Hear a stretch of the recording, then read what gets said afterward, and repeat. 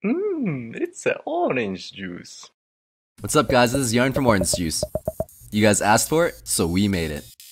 A simple matter of fact is that the World Giant is overpowered. You're gonna have to accept if you don't have buildings, he's going to land hits on your tower no matter what.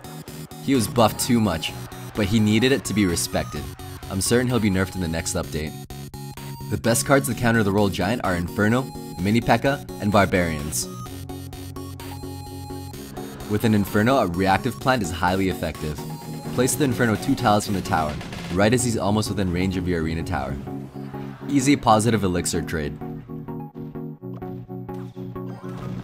If you messed up your timing, you can zap to reset the World Giant's target.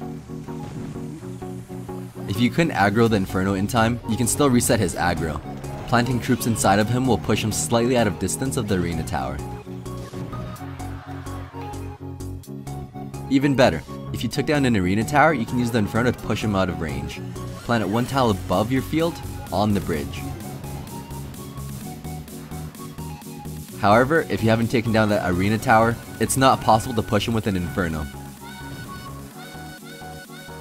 On the flip side, if your opponent has lane control over you, it can seem impossible to avoid taking damage from the World Giant. Even if you react with an Inferno, then reset his targeting with Zap, he'll still have gotten a few shots in, and it was a negative elixir trade. You can push him with an Inferno, but if you overshoot and end up planting it too far, it'll just push him closer. Phone Cats once said, every card that you play, there's an exact perfect spot for it. You want to plant your Inferno precisely 2 tiles from the river.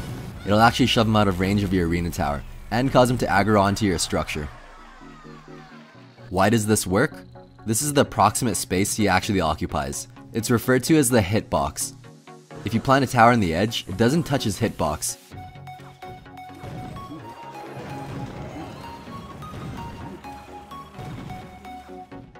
If you plant a tower on his hitbox, it'll shove him in the opposite direction. Depending on where the World Giant was placed, it'll affect how far you need to plant the Inferno Tower from the river to push the World Giant. If he's planted on the tiles facing the King's Tower, you can plant the Inferno 2 tiles from the river. Beside the King's Tower, you need to plant the Inferno 3 tiles from the river. Around the edge, you'll need to plant the Inferno 4 tiles from the river.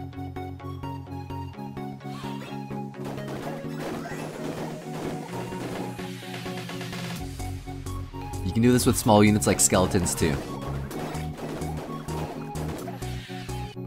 Before I explain that, you need to understand how to use him. If you plant the World Giant on the 3rd tile from the river, he'll be able to target the arena tower, without getting targeted by the King's Tower. If you plant the World Giant on the 4th tile from the river, he'll target the arena tower, but he's now within range of the King's Tower. You can building push with the World Giant at 3 tiles and 4 tiles. But you can only troop push when the World Giant is planted 3 tiles from the river. Why would you ever need to push with small units instead of just using a building? Maybe they have supporting units, and planting the Inferno far right is the only way to ensure the Inferno locks onto the World Giant.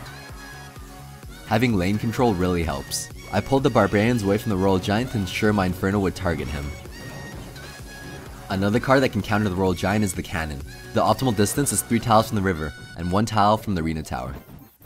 Alone, the Cannon isn't an effective counter.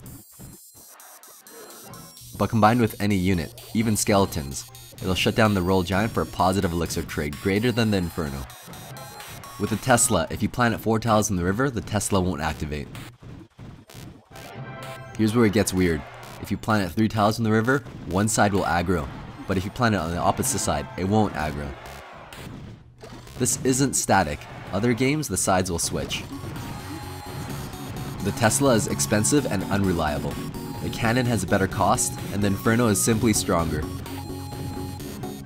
If the World Giant is alone, goblins or skeletons are really strong. World Giant users quickly realize Infernos and goblins can kill him easily, so what they need to do is swarm troops in front of the World Giant to distract the Inferno.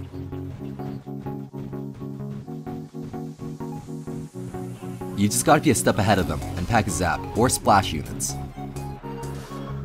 Minion Horde is really strong at countering the World Giant, but it's low reward for such a high risk move. You only stand to gain 1 elixir advantage if you succeed. It's easily countered with arrows or splash units. 3 minions paired with Zap are good.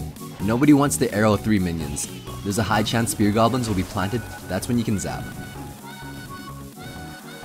Barbarians are one of the best troops to counter the World Giant. They deal huge damage, and by the time they've demolished the World Giant, you'll have accumulated even more elixir for a stronger counter push. If they decide to kill your Barbarians, it'll force your opponent to spend elixir to kill them. They might get distracted with small units supporting the World Giant, so packing some splash can be handy. If you can afford a few hits on your tower, you can counter the World Giant with a mini P.E.K.K.A. for a positive elixir trade, and it'll set you up for a counterattack. Sometimes the World Giant will be accompanied with other heavy troops. Fireball or Valkyrie will slice those troops away. A recent emerging strategy is the Witch Giant combo. They synergize very well. Her skeletons are key. They protect the World Giant while the Witch splashes.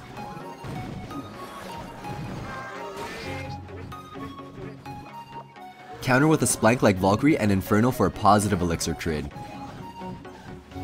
Another good tactic is to send in a high HP card to distract Splash. Then high DPS units to sweep up the Splashers. I used the Inferno to tank and distract 2 Splashers. Then I swarmed all the Splashers with small troops.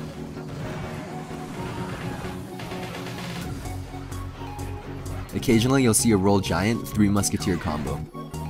Best way to deal with this is with a rocket. If you aren't packing a rocket, Freeze with Valkyrie or Barbarians work really nicely.